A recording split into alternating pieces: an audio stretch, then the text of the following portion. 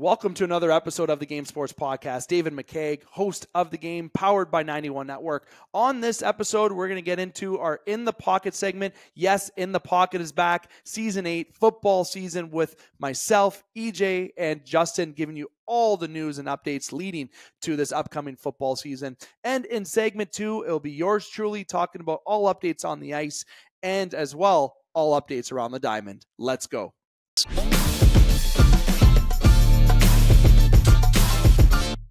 Booyah, it's time for the Game Sports Podcast. It is your host, David McCaig Jr., and I am starting right off the hop for this episode of the game with, of course, Season 8. Yes, you heard that correct. Season 8 of In the Pocket segment here on the game. And let's introduce the main co-host for the In the Pocket segment, going to the one and the only EJ Russell on the other side of the border. How's it going, my friend? Good. I am happy to be back. It's been a long off season. Dave, I'd say you've never looked better, but that jersey looks like shit. Hykel, good to see you. Glad to be back talking NFL football. This is going to be a heck of a year. Heck of a year. And honestly, last year was a big season full of excitement. I think In the Pocket gets better every year. It could be biased, but that's okay. We have fun here on In the Pocket. And of course, going to the individual that I like to remind this on every first episode, and you can go back to, or for all the episodes I've done of the first episodes, of the upcoming season. I met this individual at a place of work together. I don't want to name the place just in case of private information. It doesn't and we were matter, starting Dave. to. It's been like 8 years. It has been. It was at the casino here in Sault Ste. Marie is where we were working. Okay. So Justin and I worked together and we were starting to talk sports, and we were talking about another sport other than football. Not starting the season off with EJ where he thinks I'm going, but we started to talk a different sport. And then it led to where he learned that this was a show that I did with, of course, the late Scott Nason, where I have started the show with, and amongst other personalities that we have on the show. And eventually, Justin, when we expanded to Sault Ste. Marie, Ontario, started the show here in Sault, Ontario with yours truly, when we were doing recording phone on top of a cup. If you know, you know. That was in 2016, and that is where Justin, a part of the original crew of the game, joined on to talk hockey and football and baseball were our three core. But of course, Justin started with, of course, the first episode of In the Pocket since day one, the one and only Justin Hykel. My friend, how's it going? Good. That was quite the intro. I mean, I rudely interrupted you to just tell you that it doesn't. We can just talk about the casino now. I don't think there's like a statute of limitations on that. It's been a long time since we've been there. Long time. Yeah. That was good times. So good times. Good to be back. Honestly, awesome to have football back. Kind of crazy that we're going into like a Thursday, Friday, college Saturday, NFL Sunday, Monday Night Football. Like, it's a pretty sweet weekend. Ladies should probably find something to do. Now, I can't forget, though, EJ's story when it comes to joining the game. I mean, we've said it a million times on here, so we won't have to get into it. If you know, you know. If you don't know, let us know in the comments below, and we'll share the story. The story is epic. It's great. We'll save it for another time. But I'll have to say, despite Justin being an OG, EJ is just as much as of an OG. Obviously, when you started on the show with us over in the Sault, Michigan sides, when we were on live radio, on that on the air, we recorded. Yeah, exactly. We did live radio in Sault, Michigan, and now we expanded to doing pre-recording in Sault, Ontario, which is what we continue today. But EJ's show, I can't or beginning on this show, sorry, I definitely can't discredit. So just because I went into an intro with Justin, EJ's got quite the background when it comes to the show too. It doesn't involve working with me at the casino, but it's a hell of a funny way that involves a couple beers and yelling over the live microphones. If you would have gotten your statistics correct, I wouldn't have had to correct you. That's all I have to say. I'm glad that it wasn't correct, but there's still nothing better than the live radio question that Butch gave Justin.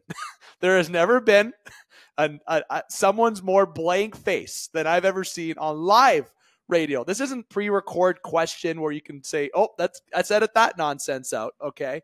It's like, what do you know about this? And Justin was, the look on Justin's face, I will never forget. I almost wish it was on camera so we could like replay my face over and over and over again, because it's like I I forget the quote, but it was something about like the management of the Cleveland Cavaliers and what they have to do to get the locker room stuff. They got to do Basketball stuff. star Justin A lot of Hykel. stuff. They should probably That's figure it great. out. Get the team together there. Get the boys going. What do you? I don't even have any like catchphrases to throw this together here. So That's funny. If you know Butch Davis, he's an OG member on this show. Obviously, we don't get to talk to him as much, but a lot of OGs member here on the Game Sports Podcast, all that have all been involved with the show, but in particular in the pocket. Season 8 in the pocket, fellas, and we're going to kick it off, okay? And it's going to be like our usual opening shows. We're going to go around the horn on everything. You know, the off season obviously happened, the draft. We had some news throughout our summer shows where I provided updates on that. But nonetheless, we're just going to go around the horn. We're also going to get in some predictions. We're going to have a little bit of fun, as I talked about in the opening introduction. So without going too far down a rabbit hole of talking, but the fun stuff, we're going to kick it off and talk In the Pocket Season 8, September 4th, 2024. It starts here. And as I get up during live recording, I got something to show, speaking of In the Pocket. This right here, I think we got it. I think this is it. The Pick'em champ, baby. back to back.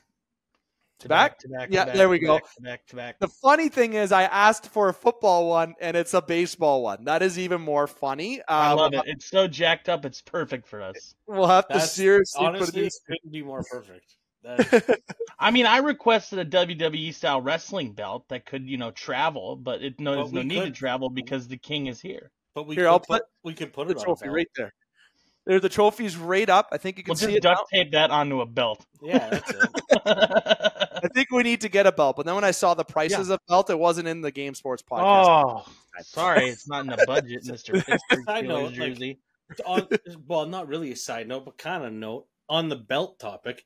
How genius is it on the WWE's part to start marketing those college branded belts? You know what I mean? It's like pro football fans are like, and pro sports fans are kind of bitter. Like, I'm not buying an Indianapolis belt right now. But like college kid, you know what I mean? You want to be the guy right on game day out there. You want that, but like EJ, you buy an Ohio State belt. You know what I mean? Just send me the link. I'll order it. You know what I mean? But like, I'll order it next week. I would love to buy an Oregon Duck one, 100%. You don't ever hate your college team to the point where you won't like, fuck them. I won't buy that belt. You know what I mean? Like it's the most genius marketing thing I've ever seen. I mean, not really on topic, but. And he said football. It's on topic. Yeah, we're talking football. It's good. It's good. But that is the Pick'em. The Pick'em. I can never get the mic. It doesn't matter. There it is. It's there. It's funny. It's great. The EJ. And for some reason, it's in the background of your photo when it should be up on that shelf right over there. Yeah, but he can do some like camera magic later and like cut and paste it and put it in the background in yours. We'll do a little cut and paste. Right, hold on. Oh, it's right here. Yeah. Oh. In the man. Oh. There it is. All right, guys. All right. So this last season, we had quite the storybook year, especially when it came to the media, as obviously fair to say the Taylor Swift, Travis Kelce news is what invaded football last year a lot, but the storylines were fantastic, and I thought it was a great season. And what's another great topic to go into this year, the Detroit Lions attendance in the preseason is already hot. The buy-in to Detroit is hot. There was movement throughout the offseason that had a little bit of drama in it, and it does include the Pittsburgh Steelers. It does include Diggs going from Buffalo to the Texans and saying how he was at the lowest point of his career last year until now joining the Texans, one of those spiels, right? It was quite the interesting offseason, especially when it came to the Falcons did some good buying, I would say. I feel like they made some good moves around. Just speaking of one team that comes to mind, the Cleveland Browns did some restructuring on Watson's contract, a little bit of cap space room, the highest in the NFL right now, if I still dated correctly, that they still have. So there's a little bit of spending room for the Cleveland Browns, which is pretty interesting. You know, I'm excited about another season for Indianapolis if they get a healthy one with Richardson. I think that would be epic. I don't want to jinx it. We're going to talk about a lot on here, but there's so many storylines that were last year, that injury with Richardson, or you can look at the Chiefs winning again, the Lions almost making the Super Bowl, and they arguably should have been there if they wouldn't have blown that game at the end. And who in overtime does what the Niners did against the Chiefs last year, right? All those storylines lean into this year to a lot of excitement, okay? And this year, EJ, I'm going to go to you first. What are some highlights leading into this year that are really getting you amped and getting you excited for this upcoming football season? I think for me, obviously being a Browns fan, there's always next year. Well, guess what? It's next year. It's time to put up or shut up. We paid Deshaun Watson way too much money to quarterback a team that he's barely been able to quarterback. Get your head out of your ass. Says he feels confident. Arm feels good. We're going to see what happens, and hopefully the Cleveland Browns offensive line can continue to protect that running game as we're going to start off the season with Jerome Ford and Pierre Strong Jr. Hopefully Nick Chubb comes back off the physically unable to perform list quicker than many people may think. The good news here for Browns fans is that when Nick Chubb does come back, he's going to have 4 or 5 games of rest under his belt. So it's going to allow him to play a little bit tougher, a little bit stronger in that back half of the year. If you're going to ask me, hey, EJ, would you rather have Nick Chubb for the beginning of the year or the back half of the year? Give me the back half all day when everyone else is tired and beat up. The way that he runs the football, he's like a bowling ball. He's going to smash into dudes. He's going to outrun you. And he doesn't do so without even putting a smile on his face or saying a word. Nick Chubb coming back for the Browns is the biggest story there. Obviously, they added Jerry Jeudy in the offseason and signed him to a nice 3-year deal. I feel like a lot of Crimson Tide guys got some deals in the offseason, and that's one of the big stories as well. I think there are 10 different Alabama Crimson Tide players that inked new deals this offseason, including guys like Trayvon Diggs, Tua Tagovailoa, those type of players. So the story for me in this offseason, how are the Bears going to look? They added Keenan Allen. They have more. They drafted Caleb Williams with the number 1 overall pick. And I'm sure like you guys, we all watched HBO Hard Knocks, as we often do on this show. And I think that they look good. I never realized that the Chicago Bears had never had a 4,000-yard passer in their career. So there's something to look forward to. As far as the Bears are concerned, though, I don't want to hear anything about it until they can beat the Green Bay Packers. The Green Bay Packers have had their number forever.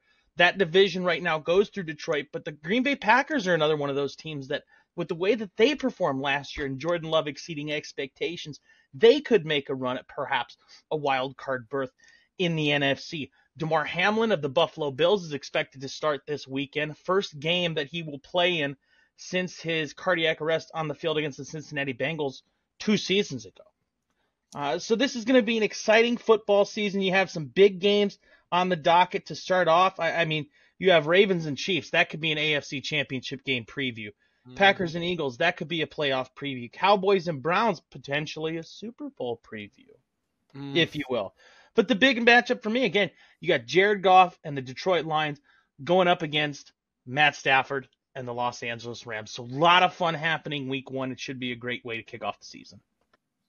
EJ, I think you brought up very good points just about the Bears. I know Keenan Allen really referred to Williams as being like a Hebert, some of Justin Hebert, who they figured as a comparison, which I think, you hear a lot of comparisons going into an NFL season about a former number 1 pick, about what they're going to be. And I think that's actually one of the more realistic that I've heard.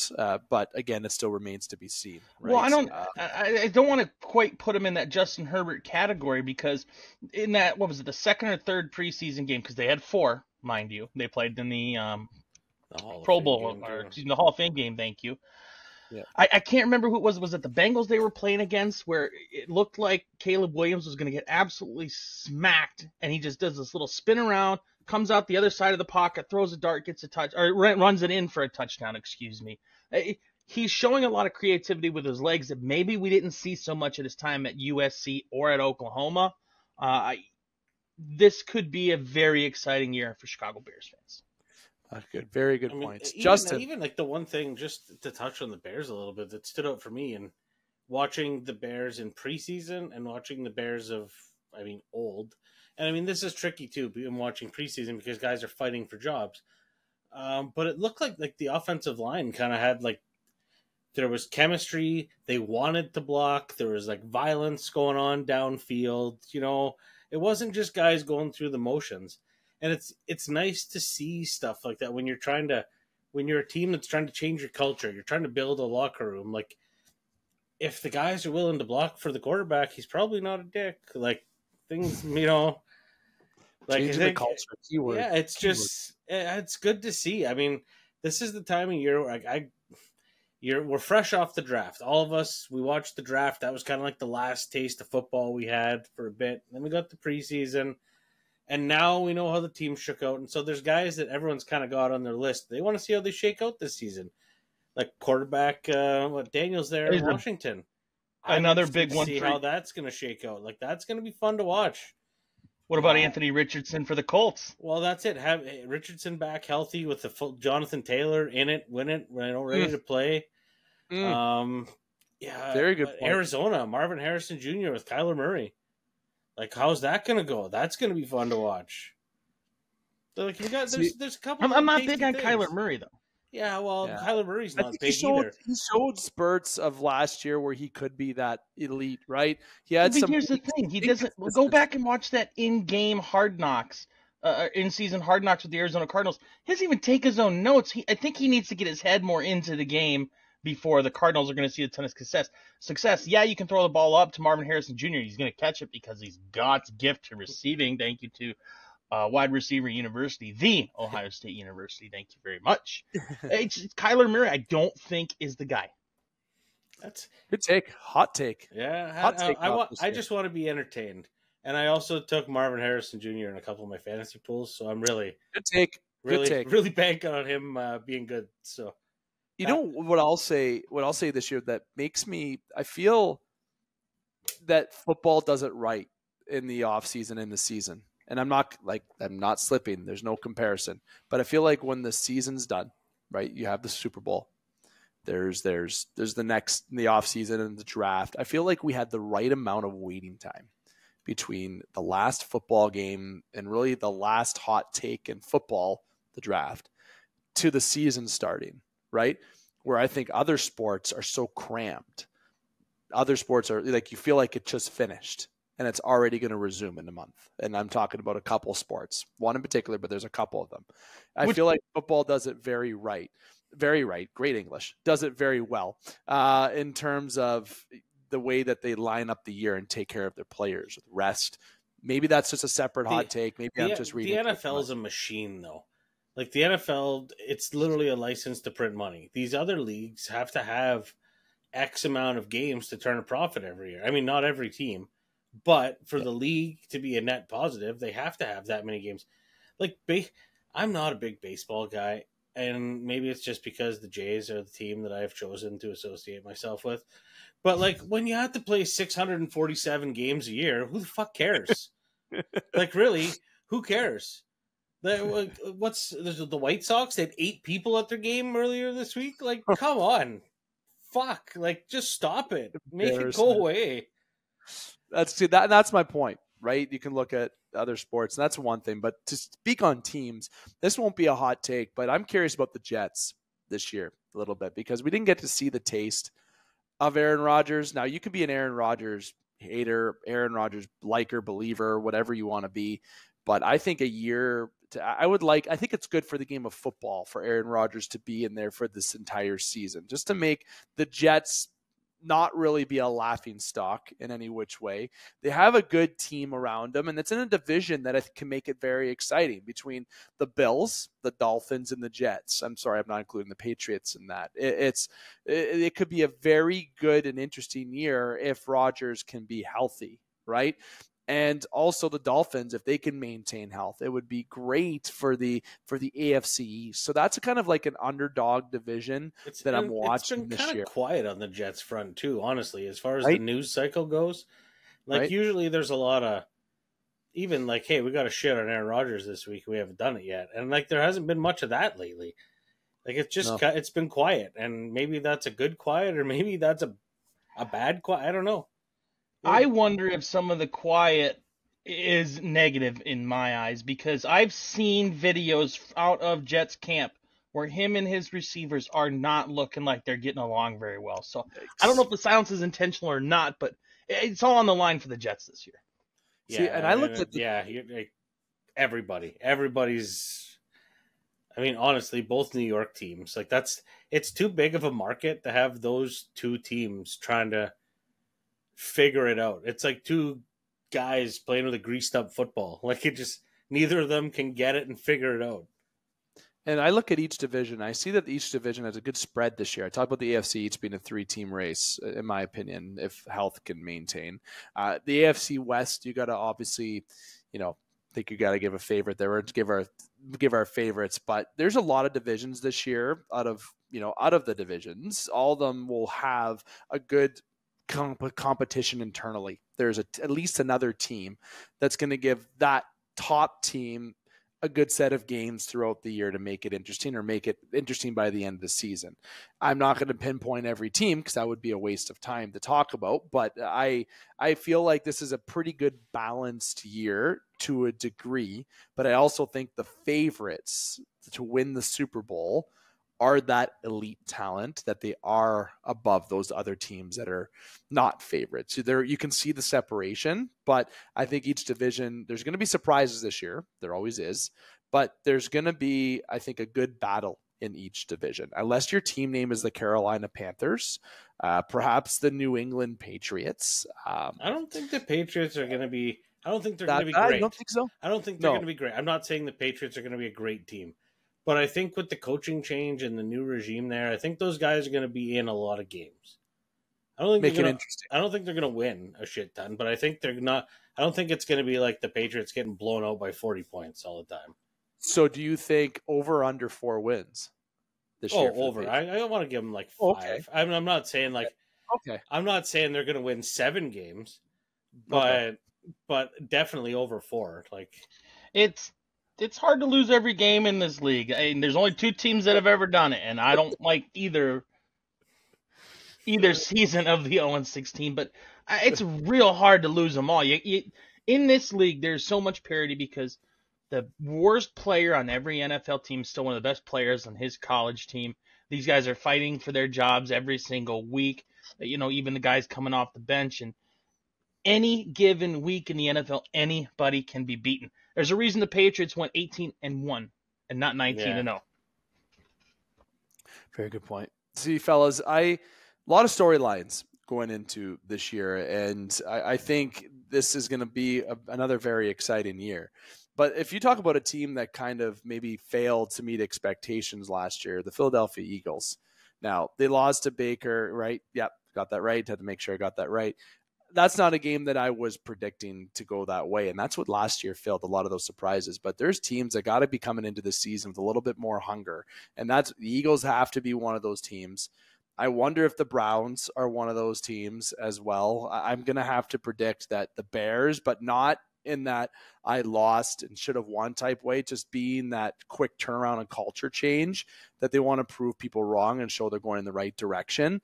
And I think it's almost fair to say another team with the biggest hunger this year is the Cowboys. I feel like they've been wanting to prove people that they're not the choke artists of the NFL every year, but they have been, right? They haven't been able to take that step, right? And this year, I feel like they're going with a little bit more hunger to try to change that more than any team. I think Jerry Jones is one of the best showmen on the planet, honestly. Like, I think if this was like 100 years ago, he'd be the guy going around with the circus, traveling around, and people be buying fucking everything. He'd have hair. That's called the Dallas Cowboys. Yeah, like that's.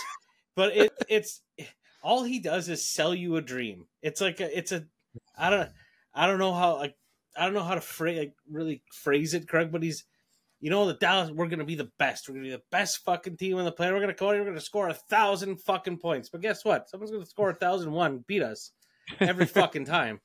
Like as long as Jerry gets that stadium full, he's happy. The NFL's happy. As long as the Cowboys are on every fucking week in prime time somewhere, Jerry's happy. Like Jerry's winning, or like he's not. The Cowboys don't need to win the Super Bowl for the Cowboys to win. As long as the Cowboys are in your face all the time, the Cowboys are winning. Like I'm convinced they're not a team that's meant to win. They're literally like the Washington Generals against the Harlem Globetrotters. Oh my God. Some hot takes there. Hot takes. I hate the Cowboys. I see that. I'll ride with you on that. Yeah. Ultimately, when I look at a team too, coming off a Super Bowl loss the way they did, the Niners, I'm looking at Purdy. I'm looking at the drama with Ayuk, right? Or Ayuk, whatever. Sorry, correct me, cancel me, comment below, whatever. But that offense is so wild. That defense is also great. If I'm speaking of teams that are hungry, they got to be on that how list about too. Buddy getting fucking shot? Yeah, and I actually forgot about mentioning that. I heard about it, and then I read the story today. Like the bullet went right fucking through him. And I don't even know the full details. I read into it, but And John Lynch, I guess, went to the hospital and saw him, and he's like, "No, you guys there's team party tonight. You guys, go have your party." And they had him up on the screen at the party at one point. I guess that's bad. What a fucking story, man! If he comes back and plays this season, he's going to. They said he was at the team facility working out. So a bullet goes through you. I'm sure he's not as thick as I am. He's lean and a wide receiver, but that's still that's a pretty big hole, no? And to get out of the hospital, want to work out and keep going. That would be comeback. That's a great story. And who the fuck decided? This guy's 6'5" and probably in pretty good shape. Why would you I'm gonna rob him? Why? Is there not someone easier to rob? Because criminals make good criminals are making good choices. Yeah, they make smart choices. The smart choices.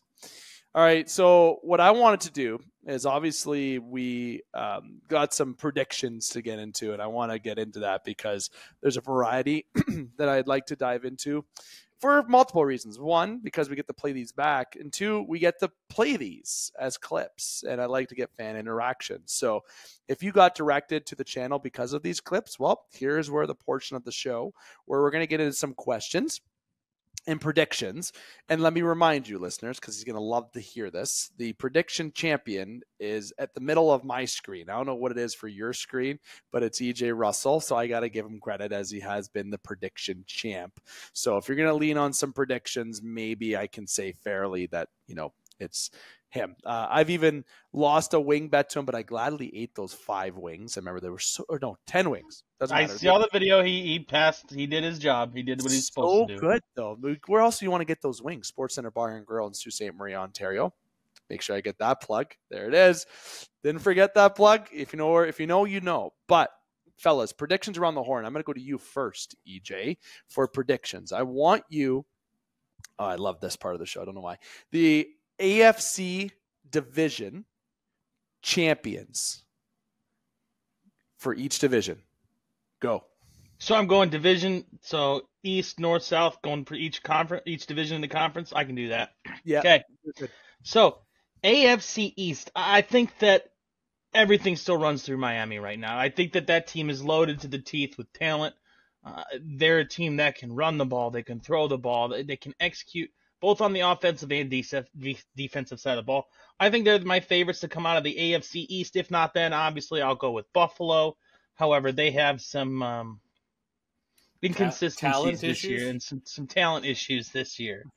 As far as the AFC North goes, I got to tell you, I think it still runs through Baltimore. I think Cleveland's going to give them a heck of an effort with, what was the best defense in the league last year.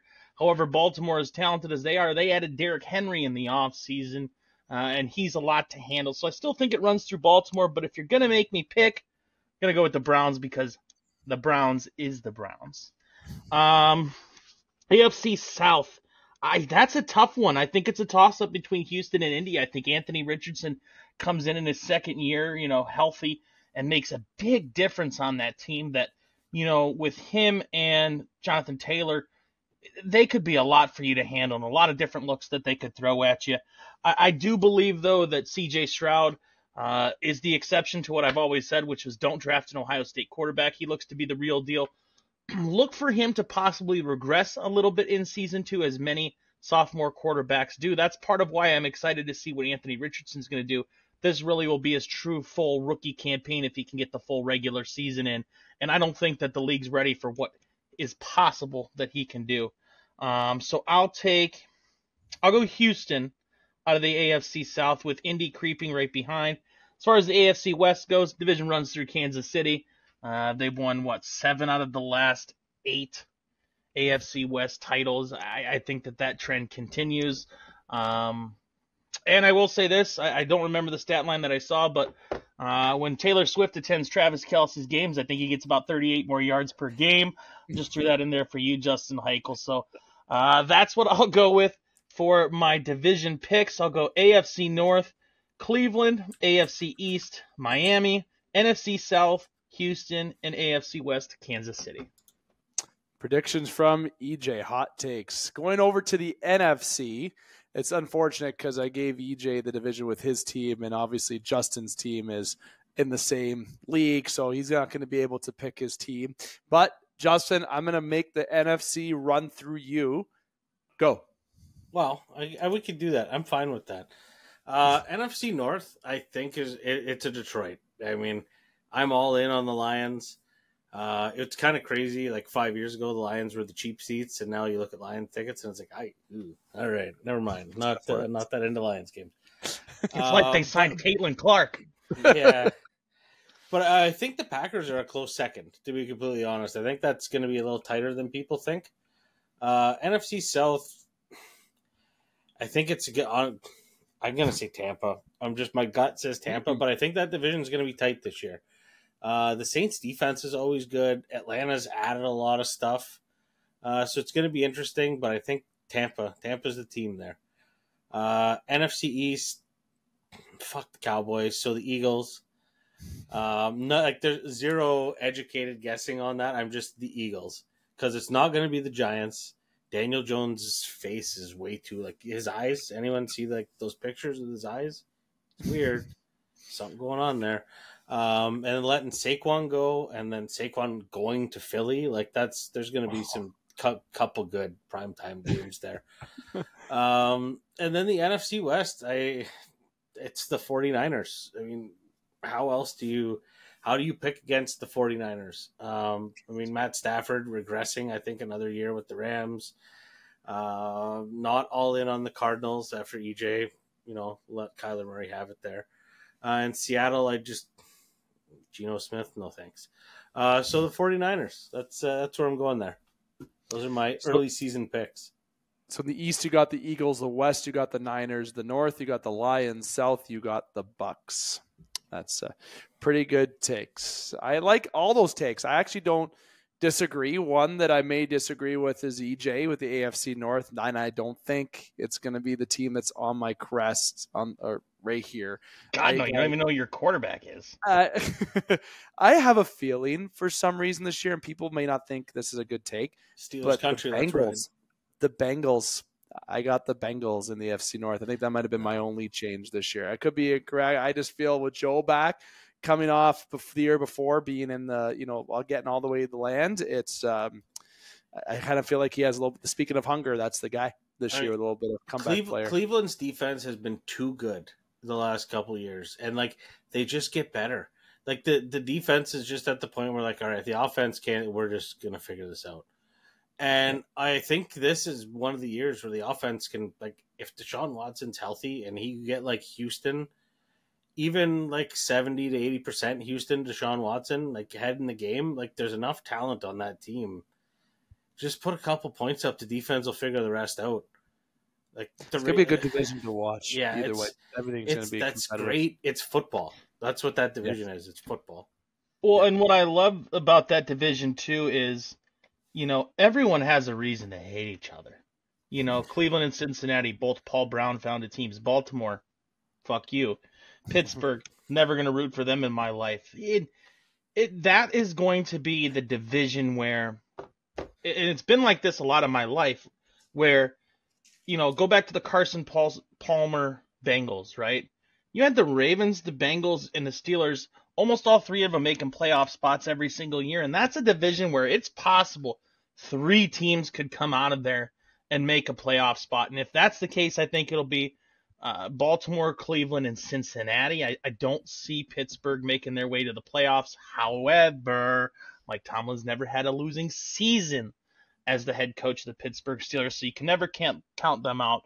It's going to be one of those years, I think, as a Browns fan. I'm wishing for the best, but I'm just getting my teeth kicked in like I do every single year, and something's going to happen. And, you know. No, the thing is that I really define with this year, and you guys talked about it in point, is football.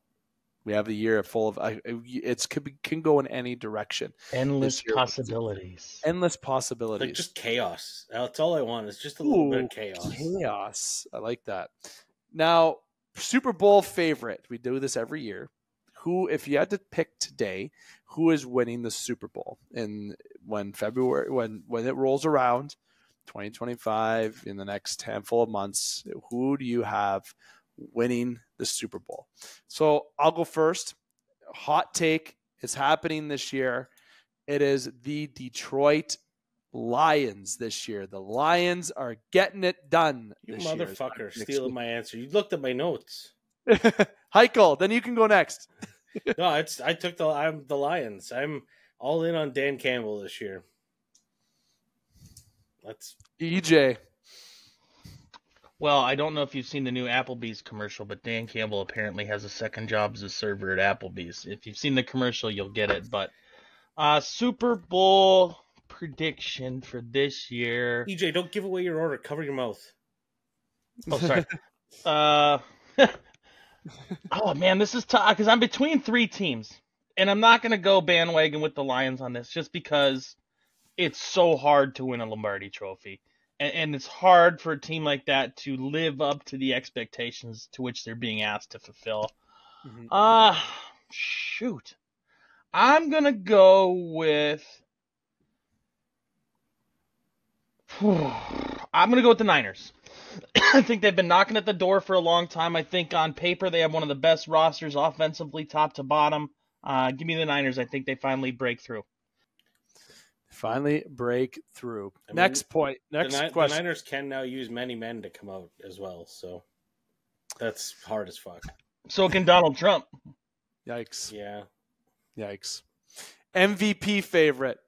Hike, I'm putting you on the floor. The MVP favorite this year. Honestly, right now, my gut tells me that it's probably Patrick Mahomes. That's what I'm going to say. If what's going to happen is what I think how everything in the season goes, he doesn't have any wide receivers and they win. It's him and Travis Kelce and some of the fellas. He always has a group of guys. They just put it together and they do it. So that's they're where well I'm coached. going. Yeah. EJ. This is tricky. Because I think if the team lives up to the expectations, how is Jared Goff not part of that conversation? I'll say Jared Goff is my front runner just due to the high expectations. If the Lions fulfill those expectations, then I think that he has to have that type of a year. Dark horse candidate, I'll give you Amon-Ra St. Brown because I think he is one of the best wide receivers in the National Football League, and they're definitely going to need him to perform in order for them to make it as far as they want to go. So I'll put him as my dark horse candidate for MVP. We'll go Jared Goff as the favorite for now. Like it. I've also torn between multiple players, and like Justin said, very hard to choose against Patrick Mahomes, so he's always going to be in there for me. But, I was also leaning towards Joe Burrow this year coming back hot, but I think that's a little bit of a stretch. So I'm going to go with maybe a different direction, even though it's a high-octane offense. Brock Purdy. I think this might be Brock's year. That was one of my picks. I think Brock is going to be the guy. He has a great offense. Like McCaffrey could be mentioned in there. There's people that could be, but I think Brock is going to utilize those weapons, and I think it's going to lead him to a very successful spot this year. But as I predicted the Lions to win, I think the Lions are going to have revenge this year against them. So I don't think the Niners get to the promised land. And hope I would definitely on the Lions bandwagon this year, but Purdy's got to be. I think it's going to be a huge year for him. And I'm going to throw this name in the hat as well. C.J. Stroud. I think if he has the type of year many people think he can have, he's certainly going to be on the short list for MVP. Do you think there is a chance that one of Lamar Jackson or Tua could be in that too if the Dolphins kind of exceed expectations, or if the Baltimore Ravens just come out as absolute weapons that maybe they could be in there too? Lamar's won the title before. He's absolutely a candidate anytime he steps on the field. Tua, I don't think so much, because if he's playing well, that means Tyreek Hill's playing well, and I think Tyreek Hill gets more attention than he would. Yeah, good points. Fellas, I like those predictions, a lot of clip opportunities, and throughout the year, I'm going to start introducing blind ranking to in the pocket segment, which is going to get EJ going, I think. Do you know what the blind ranking is, EJ? You sure do. You must know what that is. Well, share it with the listeners who may not know.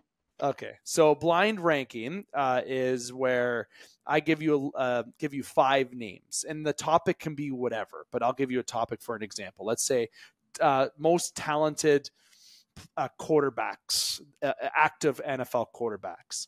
And I'm going to say first name will be Josh Allen, let's say. So EJ would say, okay, I'm going to put Josh Allen at 3, because you don't know what the rest is going to be.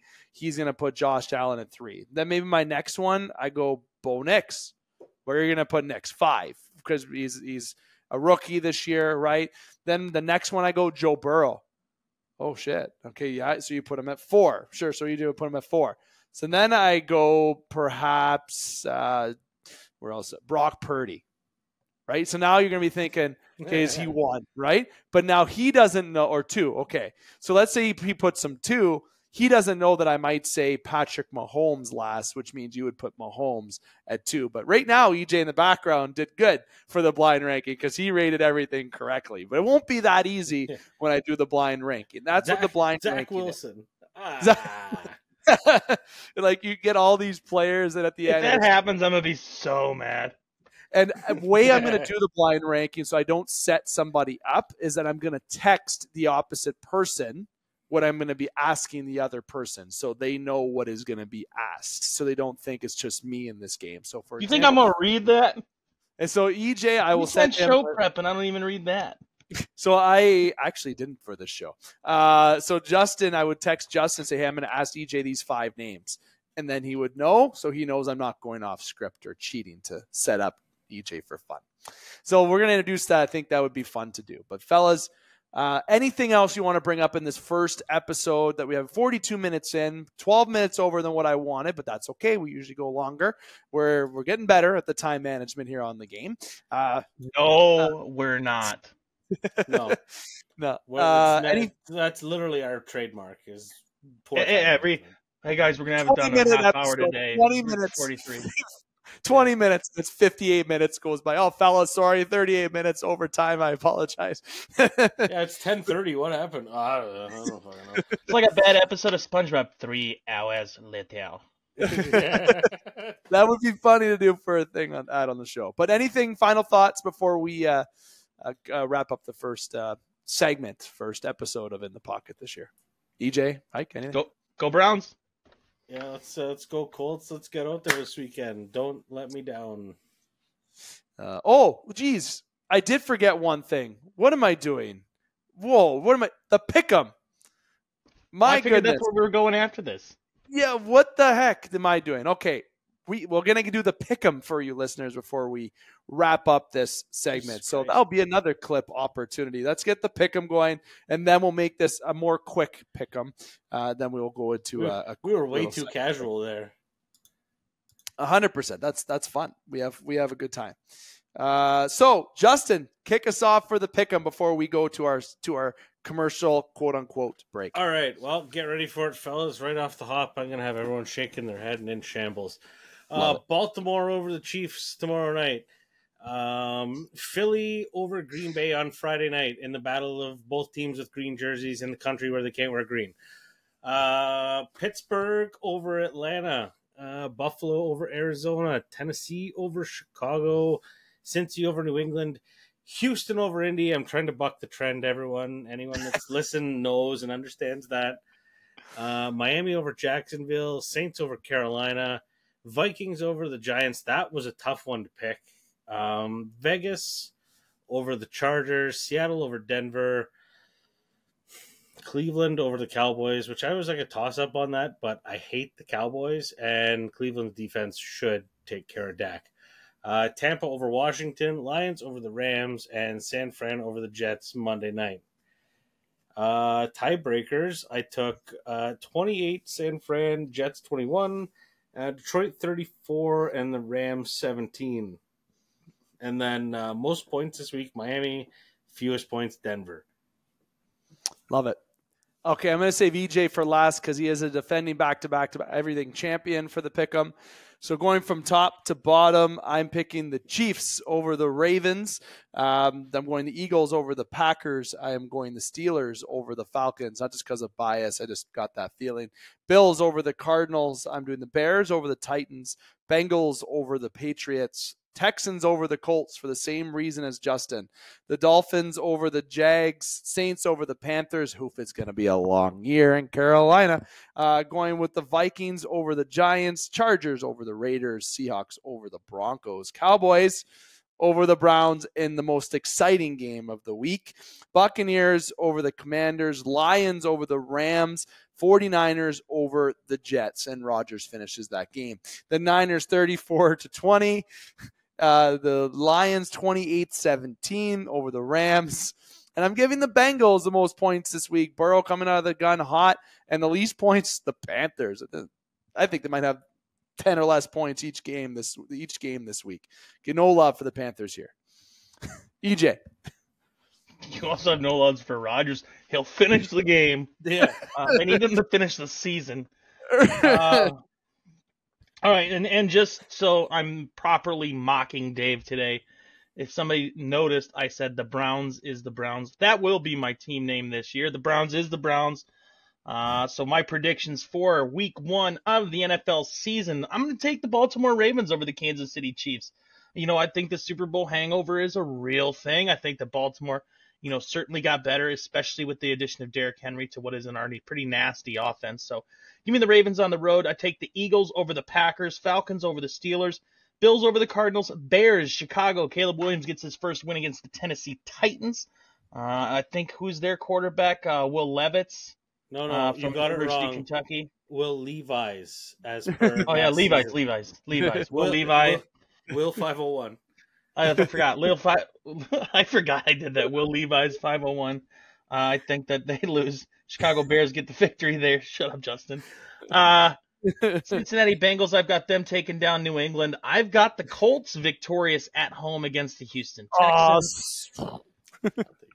Miami Dolphins over the Jacksonville Jaguars. The Saints win at home against the Panthers. Vikings, they get a road victory against the New York Giants. I like the Chargers and Jim Harbaugh's debut as their head coach. Seattle Seahawks over the Broncos. Give me the Browns over the Cowboys because fuck Dallas. I'll take the Buccaneers over the Commanders. I think Washington has the potential to be one of the worst teams in the NFL this year. I like the Rams losing to the Detroit Lions. Lions winning their season opener at home. And then, of course, the San Francisco 49ers victorious over over the New York Jets. I think they'll win that game with the tiebreaker being 34 for the Niners, 17 the Jets. Rams, Detroit, I got Rams 14, Lions 31. Which team will score the most points this week? I think it has to be the Baltimore Ravens in order for them to win that game. Least amount of points, the Washington Commanders. No love for Washington or Carolina on this podcast today. Well, a little bit. You gave him a little bit of love, Justin, earlier, but me and EJ, no. And also no love for Aaron Rodgers, like I said. But, fellas, okay. Washington, who's their quarterback this year? I mean, they got scary Terry McLaurin. He's legit. They've got some decent pieces, but I don't think they got anybody that you can trust to throw the rock. And I got to make sure because we had a fan text in. Good friend of ours, a good friend of mine. Sorry, I think Justin knows him. EJ, I know you haven't had the chance to meet. His name's Andre. He is a friend of the show. He's our main computer guy for the show, actually. He's responsible for this whole setup. And his prediction was that the Detroit Lions we're going to win the Super Bowl this year, was his prediction as well. He wanted his pick broadcasted, so we do that. So if you want your pick to be broadcasted, comment below, and we may pick yours to be picked or discussed on the show. All of the Lions fans are going to be so pissed at us for the majority of you guys taking them to win the Super Bowl. Hey, I'm not going to unload right now. Lions fans, if they don't win, Dave and Hyke fucked it up for you, not me. Hey, listen, I already booked American Thanksgiving off, so let's that should be like catapulting the playoffs by that point. All right, let's rock and roll. We are back for the Game Sports Podcast, getting back to the busy season per se, but In the Pocket is back. Just a reminder, for the month of September, we are going to stick to one show a month still, or no, one show a week. One show a month. One show a week until the end of September, just so you're aware. And it will be on Wednesdays when we record, so it will be uploaded on Thursdays. There may be the odd chance if it's earlier Wednesday, sure, but for consistency and for our listeners, every Thursday we'll have it going forward. It was Mondays for the summer. We'll now have Thursdays for the month of September before we get back to our busier to multiple shows bi-weekly as other sports get back into their season per se. This has been the In the Pocket segment. EJ, I want to say thank you very much, my friend, for the first episode. We'll be back next week. Happy to be here as always. This is going to be an exciting year of football. I think that, Hyke said the word chaos. I think we are in for quite a bit of chaos this year. Any team can beat and or be beaten by anybody in this league. And it really feels that way this year, asking me to make those predictions for the divisions. I think it sounded easier than it really is. I think that so many divisions this year are going to be tight. I'm excited to see that Colts-Houston, the Texans-Colts race. I'm excited to see the AFC North, which I believe HBO Hard Knocks is covering the entire AFC North this year for the in-season. The AFC East, the NFC East. There's a lot of parity, and it's going to be an exciting year of football. To our listeners, go Browns, and we're excited to be back. So excited. And don't worry, you get to say see ya when we go to break, even though it's not the end of the show. I'll give you that. You're goddamn right I do. Justin, Hykel, thank you as always. Great to have you back. I know you'll be jumping on the other, you're on all over different segments with us here on the game, but we're back to the busy year. And when you're sitting in that chair with that amazing background that you have, that football season is back, my friend. And I think it's going to be a great season. And we'll have to watch more games together. Kegami is open. I know you don't know what that is. I think you might have an idea, but my bar is called Kegami. Long story. We're not going to get into it right now. But the bar is open. Your garage, I know, is open. Everyone knows where the garage is. So we're going to have to watch some games this year. EJ, when you come up to the Sioux, or have to figure something out too. But Hyke, it's good to have you back, and thanks for taking the time tonight. Oh, it's a beauty to be back. I mean, this is fun. This is good stuff. I mean, sit here, we talk football with the boys. Honestly, there's nothing better. Happy to be here, and let's get into it this year. It's going to be a good one. I'll drink to that. Good season in here. As I don't have a drink to grab, we'll have an invisible cheers to that. I got a Pepsi. So. Oh, there you go. I don't have my usual drink for an episode. I just realized that. But again, fellas, thank you very much for the time. And we're going to take a brief break. This is commercial free, as I mentioned, but there's going to be a little pause in the action so I can have a quick breath. Okay, before we get into the final segment, which will be yours truly here on the game. So thank you to EJ. Thank you to Justin. We'll be right back momentarily. Welcome back to the Game Sports Podcast. David McCaig continuing to host you this evening. And I want to say thank you again to Justin Hykel and to EJ Russell for joining me on the first episode of the In the Pocket segment in the 8th season of In the Pocket. How exciting is it that football is back? And again, thank you to Justin, EJ, for joining yours truly, as they always do, with getting us ready for the football season. And I'm also very excited about being able to have more interactions via our social media clips and overall interaction with our In the Pocket segment. Please don't hesitate to comment, but as well, like, follow, and subscribe on the game, but as well as 91 Network. Here in the second segment, as you would have known and heard at the very introduction of the show before the entrance music of the show, we're going to get into kind of going to different topics here, more so obviously towards hockey and baseball. And I am going to start with the world of hockey. And obviously, when it comes to the world of hockey, we have had unfortunate news in the past week. It's definitely has shook the entire hockey world. Despite if you know Johnny and Matthew Gaudreau, or if you don't, overall, just the hockey community and just the world in general, just because of how tragic the story is, and everything that comes even outside of it in combination, it's shook the sports world, and it is extremely sad on what happened. Certainly a preventable incident. I'm not going to get into that too much on here because I don't feel that it's appropriate for me to do so, despite me saying that you should know your actions and you shouldn't take action when it's inappropriate to do so.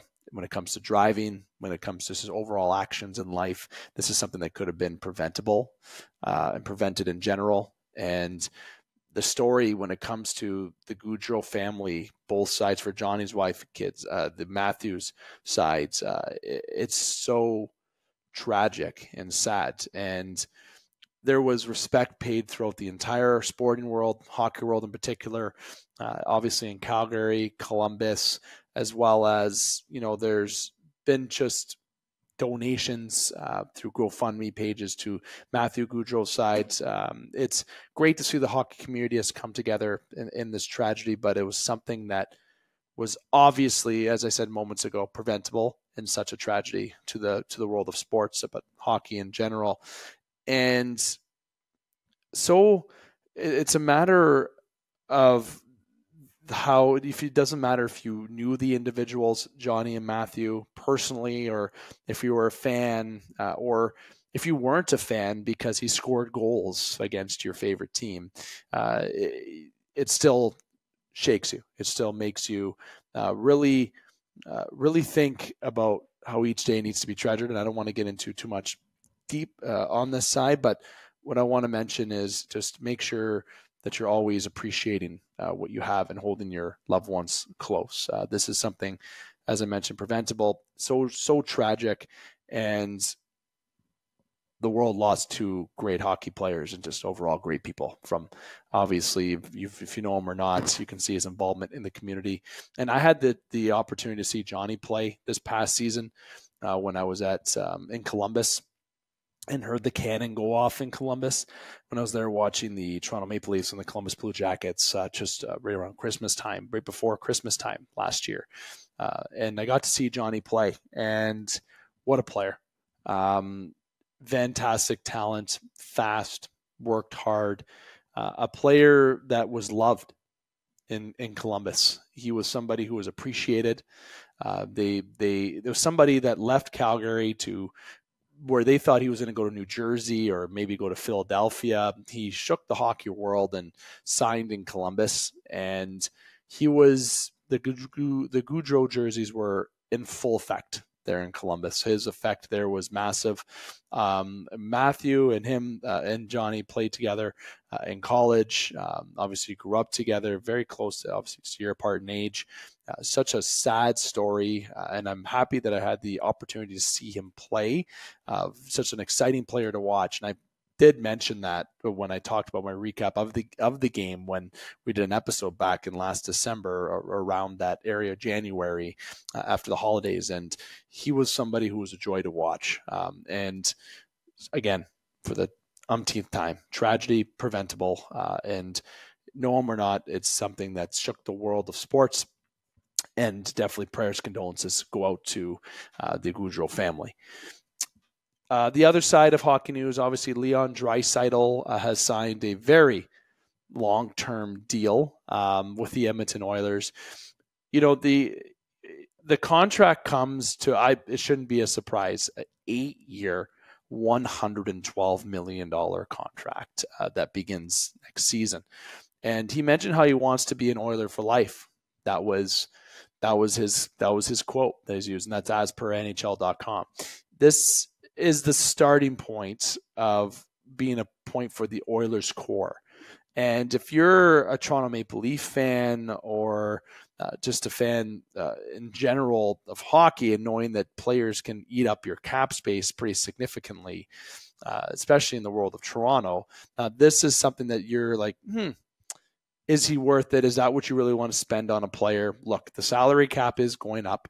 when he signed the contract that he had, people were chirping the Oilers, and he obviously, and the Oilers brass, but obviously he showed everybody wrong. This is somebody who is a top 5 player in the National Hockey League, arguably top 2. But it's hard to debate against the McKinnon conversation, of course. So I would fairly comfortably put him in the top 5, very comfortably. But where you want to place him is to each his own opinion. Then they have the number 1 player in the world, the Edmonton Oilers. That's Connor McDavid.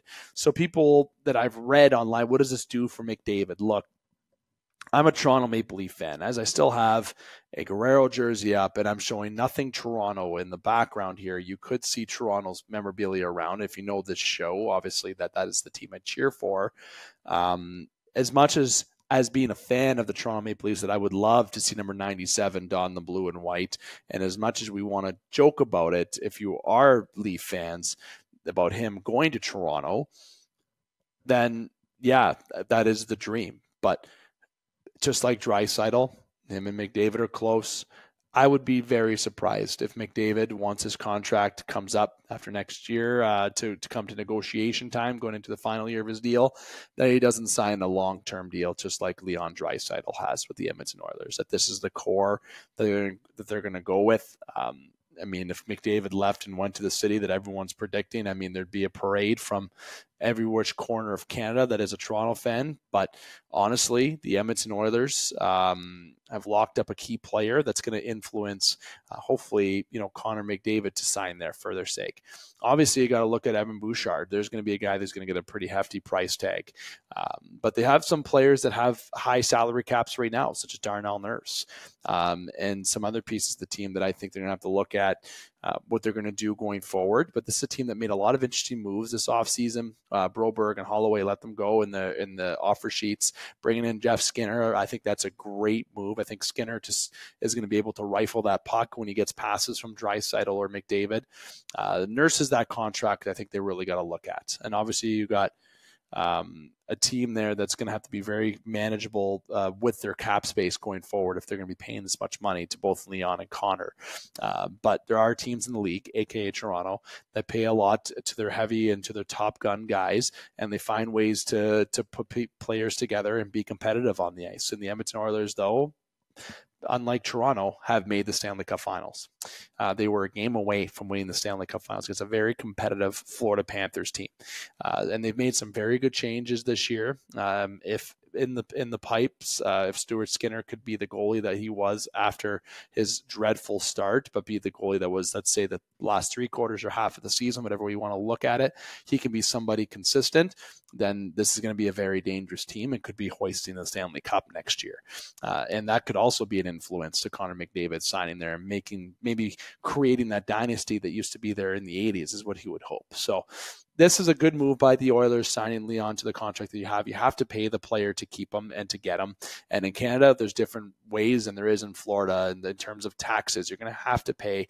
You're going to have to look at ways to keep the player. And the salary cap they're projecting to go up. So this contract right now that's a $14 million cap hit, maybe 4 years down the road, this is truly like a $10 million or a $9.5 million cap hit as in comparison today. Maybe that's too much of a stretch, but that's maybe what the Oilers brass is really hoping and pulling towards.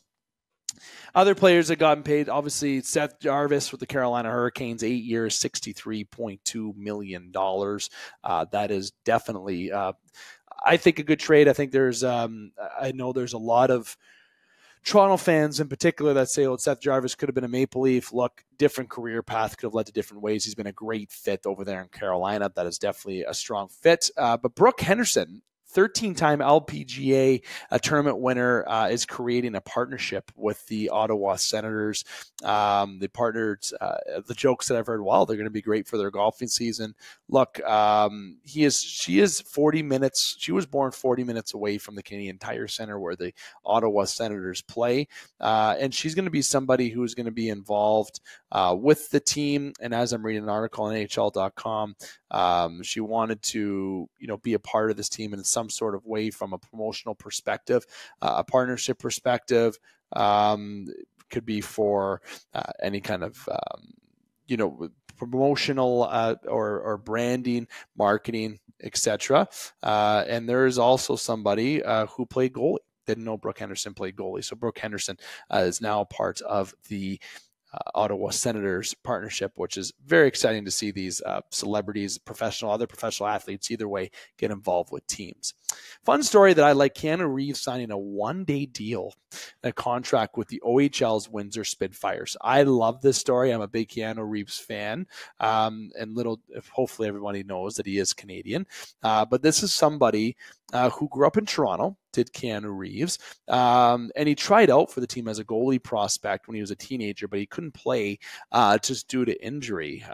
So he signed a one-day contract with the Windsor Spitfires and signed the jerseys, put on a couple pictures for entertainment's sake, and he got to be a part of that there in Windsor. And I think that was great little publicity for the Windsor Spitfires and a great story. I didn't know Keanu had that background when it came to the world of hockey. So I want to give a thumbs up to that. Another thing, thumbs up I want to just overall give when it comes to that story is that I wonder how it would have been if he made that team, if we would have ever gotten to see Keanu Reeves. But just an overall thumbs up for the NHL recognizing the story and just for Windsor doing it in general, because the proceeds went towards the Canadian Mental Health Association of Windsor Essex. So it went towards a good cause when he signed, auctioned off the signed items that he did. So that is fantastic. Another news, Tiano, not a thing. Torrey Krug will actually be out for the season due to surgery. It just seems like after he left Boston, it hasn't been the same Torrey Krug that fans are that have been able to see on the ice. But big news in hockey around there's definitely been more news that's been more sad in news, but more news to discuss there as well as the season approaches. We're just hitting near preseason time, and obviously the NHL season being right around the corner, it's going to be quite the season in the National Hockey League. In the world of baseball, before we wrap up tonight's show, just a couple minutes here. Obviously, in the world of baseball today, up to today, it's been very, very interesting. And recently, since I've done an episode here on the game, I was recently at the Rogers Center for 2 games in the weekends that they played against the Los Angeles Angels. And Bowden Francis was an inning away but before getting the no-hitter. And then the second game, Alejandro Kirk even got a home run in the game. I saw Vlad hit a bomb, Addison Barger. I got to see a lot of the young guys there in Toronto. And despite how the season has been for the Toronto Blue Jays, there's a lot of promise with these young guys, and I think they have been really good. They're hungry to play, and it makes me excited as a Blue Jay fan for next season. I think they have the ability to make some moves and signings and not make this a full teardown, and be able to be more competitive next year. But I'm going to say this every episode until it happens. Pay the man. Vladimir Guerrero Jr., pay the man. Pay the man. Started a little chant in my section that I was in because the guy is an absolute stud. The way he's been hitting for the past however months has been out of this world. Okay, this guy needs to be signed long-term and be the face of this organization, the captain, someone who's going to start on this team and end on this team. Enough of guys staying until they're 29, 30, 28, whatever, and then they take a big contract with the Philadelphia Phillies, the Mets, the Yankees, wherever. I'm not pointing any players in particular, but they sign somewhere else, the Dodgers, wherever, and they go win a couple World Series and get 50 home runs. Keep the guys here so we can keep attracting talent to come to Toronto, and keep the guys here that want to be here.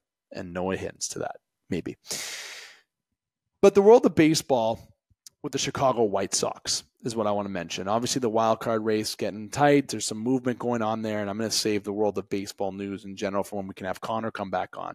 But I want to give a little bit of time to the Chicago White Sox. They literally had 7 people show up to their game recently. This has been the worst team that has been fielded in history pretty near. And today, as of today, September 4th, things can change tomorrow. They did defeat the Baltimore Orioles 8-1 to improve to 32-109 on the season.